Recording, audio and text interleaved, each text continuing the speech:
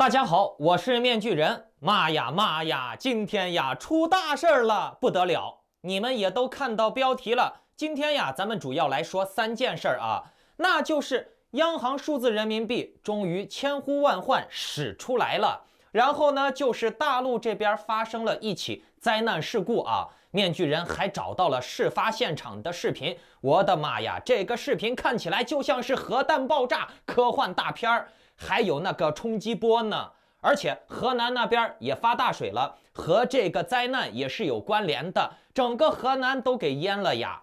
那么针对这个事情，面具人也想要结合一下中共目前的高压紧缩人民经济可能会酿成的恶果呀。然后呢，在节目的最后，面具人会给大家讲讲，你看现在以太坊又大跌了，尿崩了，跌到了1700了吧，快。然后呢 ，Axie 目前的价位也有不同程度的下挫，那咱们这些散户投资者们究竟该怎么办呢？嘿嘿，看完今天的节目，相信你们就能有答案了。好，节目开始之前呢，咱们先来欣赏一下 K 线大赛的观众投稿。这次呢，还是一个台湾网友送上的 K 线图，叫做小夫型 K 线，就是那个蜡笔小新里面的小夫，是不是 ？OK， 你们看图。哎呀，笑死我了！面具人，我发现啊，这种有创意的 K 线图还基本都是台湾网友供上的啊。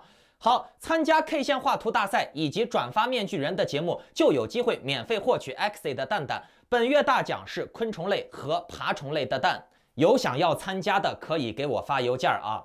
好，咱们先来说正题，点赞、订阅、打开小铃铛。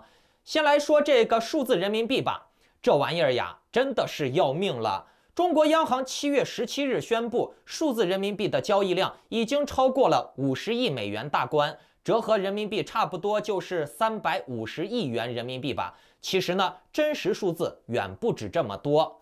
咱们再结合一下前段时间央行宣布的降准1万亿人民币的政策，面具人我估测啊，在最近的这段时间啊，市面上的流动性至少是11000亿人民币。但是呢，这个和中国的草民没啥关系。你们看似是市场的钱变多了，可是呢，共产党做事呀，他只是把释放出来的泡沫归咎给草民，而价值呢是归咎于红色贵族的。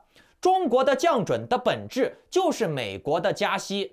通过印钱和发数字人民币，大量的刺激老百姓的劳动力，而老百姓的劳动力的真金白银的产出挤压出来的真实价值，反而会被共产党用来吸引外资。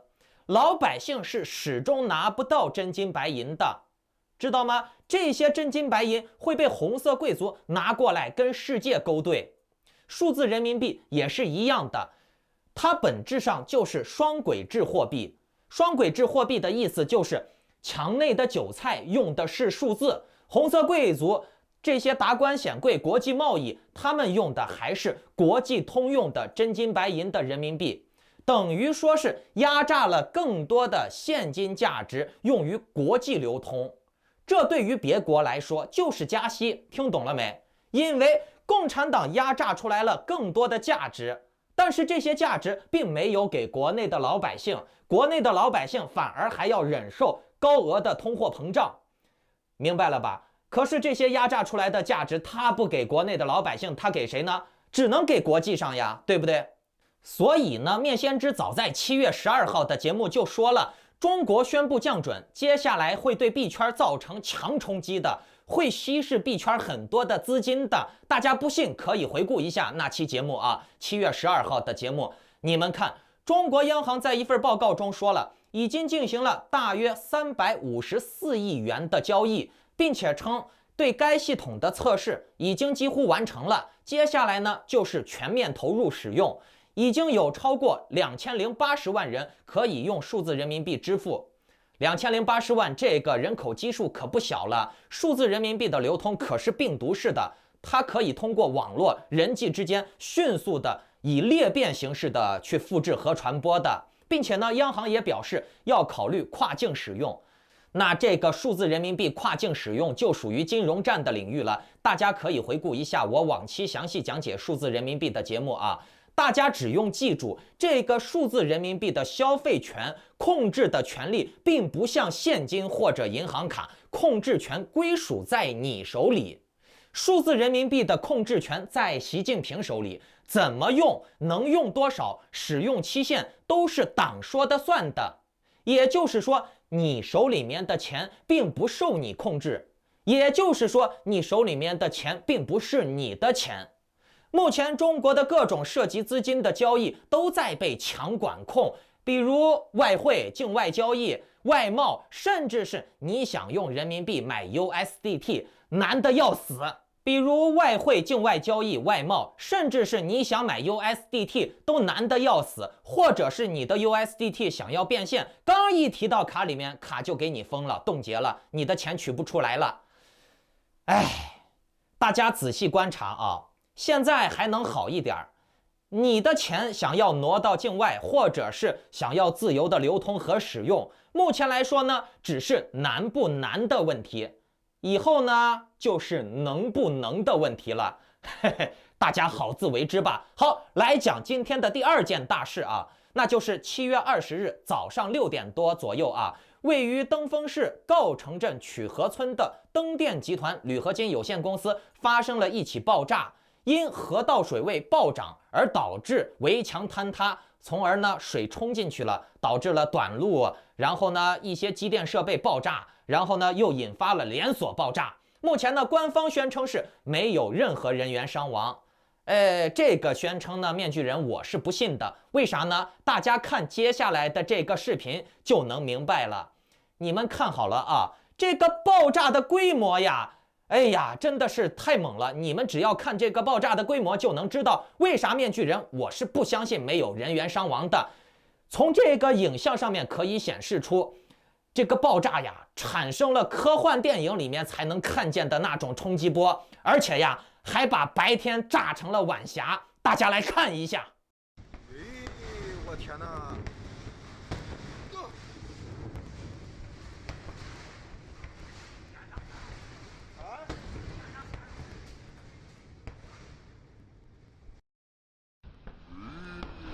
我天哪！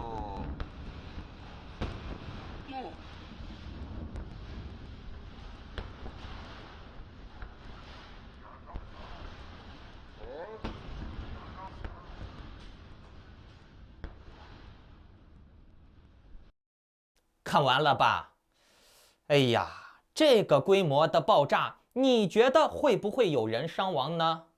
觉得会的请留言打1，觉得不会的请留言打2。其实国内现在的各种豆腐渣工程、各种事故的一大原因呢，就是经济高压。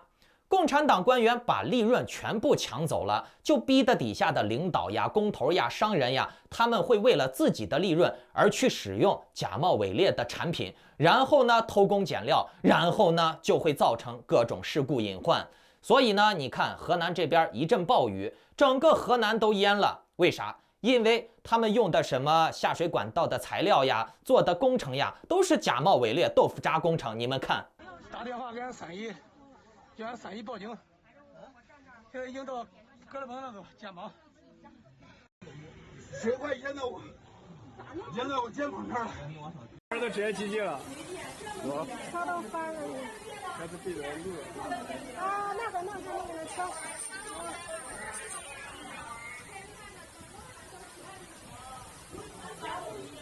战地记者来了，你看这车。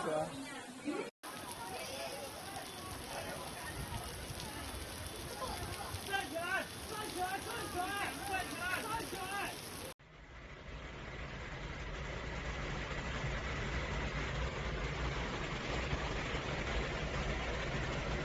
看完了吧？那这种问题该怎么解决呢？哎，为了解决这种问题呀，我党可是操碎了心。红色贵族们肯定是不可能也不愿意放弃自己的利益的，那怎么办呢？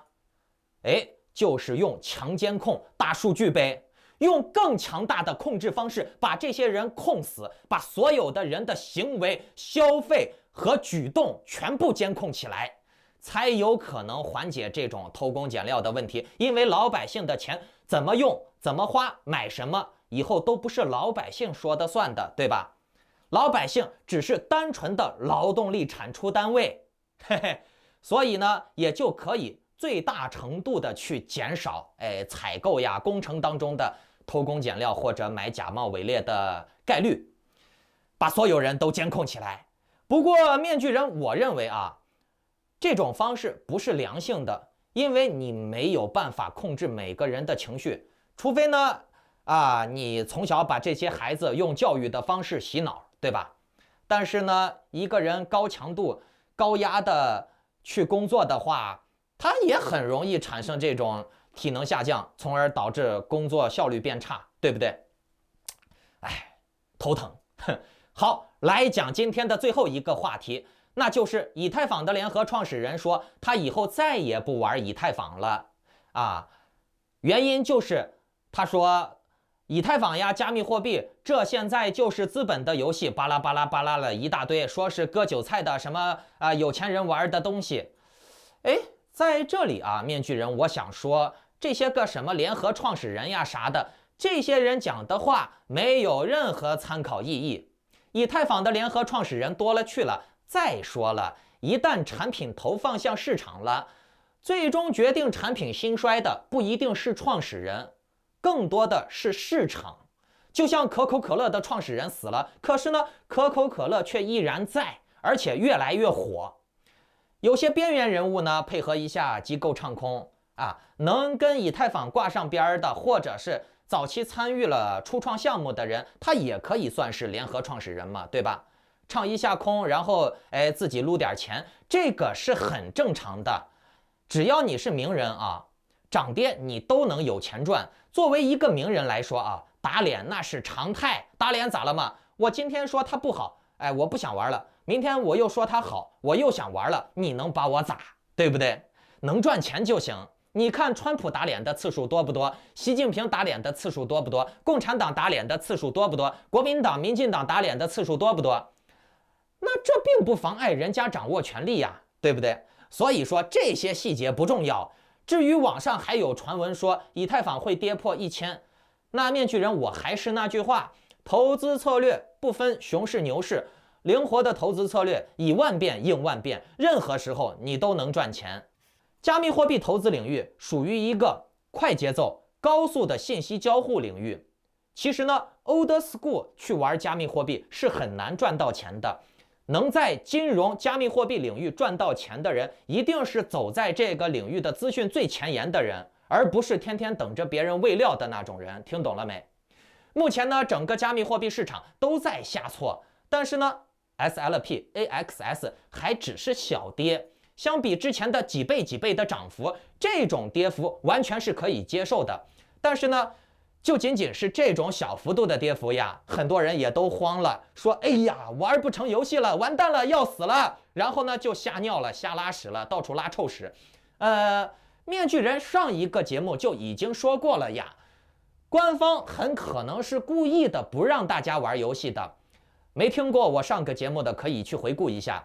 那今天呀，Axie 市场又反映出来了一个重要的信号大家可以自己去观察。Axie 市场上面挂卖的宠物的数量上升了，也就是说，很多人都在急着抛售自己的 Axie 离场，但是极品宠物的数量反而减少了。就像之前找面具人买的那些毒刺宠物目前的价位反而都还在涨，可是那些捡便宜买的垃圾宠、垃圾蛋都在迅速的掉价，也就是说市场的分水岭正在形成，那就是贪小便宜撸羊毛的这类玩家。其实他们这类人对官方来说也没有什么大的经济价值，他们这类人呢也不会给这个游戏进行大投入的，而且呢他们的竞技心也不强，他们来玩这个游戏的目的就是奔着占便宜来的，那么这类玩家一定是官方想要除掉的目标。官方其实是想让玩家通过互相竞技赚取 SLP， 或者是互相攀比互相对虐你把我虐了以后，我去买强宠，我再反过来虐你，然后呢，我把你虐了以后，你又去买强宠，再反过来虐我，或者是大家为了孵强宠通过几代的基因筛选高成本的投入，然后呢才能做出来一个强宠。或者是通过天梯排名来控制 SLP 的产出，比如强宠的排名就高，赚的 SLP 就多；你用垃圾宠，那你的排名就低，你赚到的 SLP 就少。也就是说，投入越高，回报越高；投入越少，回报越小。这才是健康的生态，而不是那些随便买上3个垃圾宠就能无脑的刷电脑刷 SLP 撸副本。其实呀，大家仔细观察，任何网游它维护的都是核心土豪氪金玩家，而 Axie 也是一样的。这些韭菜们呢，心一慌割肉心血来潮了又进场买上几个垃圾，对不对？韭菜们进进出出，其实就是一个广告效应，这就是他们全部的价值。他们本身就是流动性。至于那些买垃圾便宜宠的人呢，也就相当于是买了个门票体验卡，想要继续玩的，可以把自己的垃圾宠换掉出手，对吧？让别人接盘，然后呢自己买强宠，或者用垃圾慢慢的打 SLP。在低分段赚取低效率的 SLP， 因为你投入少，你只能赚得少，对吧？又或者是就当买了个门票体验一下，体验完了就离场，对不对？这才是健康的生态所以呢，你们看整个市场里面的强宠依然还是在减少，多出来的只是那些垃圾宠，都是那些想要撸羊毛的人量产出来的垃圾蛋孵出来的垃圾宠。为什么强宠会越来越少？因为强宠的产出本来就少，二一个呢就是强宠的赚钱效率高，一般人呢他也不愿意出手自己的强宠，把自己的强宠出手了以后，那就代表自己很有可能会被虐到低分段，那么他也就没有办法去赚取高效率的 SLP 了。人家打一局赢12个，你打一局才赢2个3个，能比吗？差了几倍呢，好不好？对不对？所以强宠贵，强宠少，一定是有它的道理的。而且呢，官方它维护的也就是对战竞技类型的玩家，因为只有这样呢，才能形成天梯排名，才能最优化的去控制 SLP 的产出，通过个人的投入来决定。听懂了没？你买强宠，那你的这个投入高，那你的产出也高。听明白了没？所以呢，挑选宠物的眼光很重要。你如果能以一个非常合理的价位选到几只性价比高的、潜力大的强宠，那你绝对是赚的，你绝对是稳的。至于那些笨蛋呀、韭菜玩家、old school 功课没有做足的人他们随便买上几只，光看便宜，便宜就好，买了几只以后发现用不成，用不成了以后再割肉再离场进进出出，就这样，边界效应嘛。当然了，整个市场还是离不开这些边缘韭菜们的进进出出的，对吧？他们就是这个游戏的燃料。反过来大家看找面具人我买强宠的观众现在都稳得很，大家可以给我留言作证你说说看，面具人我给你组的毒刺队呀、自奶哥呀，还有这些音波队猛不猛？升值了没有？抗跌不抗跌呢？至于那些只想要撸羊毛、撸管子的玩家那他们只能作为流动性了。大家只要注意一个信号就行了，那就是大盘走强了，官方就会放开的让大家玩的，或者说官方放开让大家玩的时候，就代表币价要走强了。总之呢，官方现在要的是核心向的玩家，要的是资本的厚度，它还没有到要资本广度的时候。也就是说，这段时间人家核心玩家该孵蛋的孵蛋，孵极品我不在乎游戏这几天能不能玩，老子有钱，老子耗得起，岂能是你们这帮垃圾屌丝 loser 能比的？看看你们吓得一个个吓尿了、拉屎的都有，笑死我了。这就是土豪玩家们心里的想法，听懂了没？而恰恰的就是因为这些吓得满地拉屎的屌丝玩家的存在，才能够衬托这些土豪玩家们的优越感。这就是游戏的动态平衡。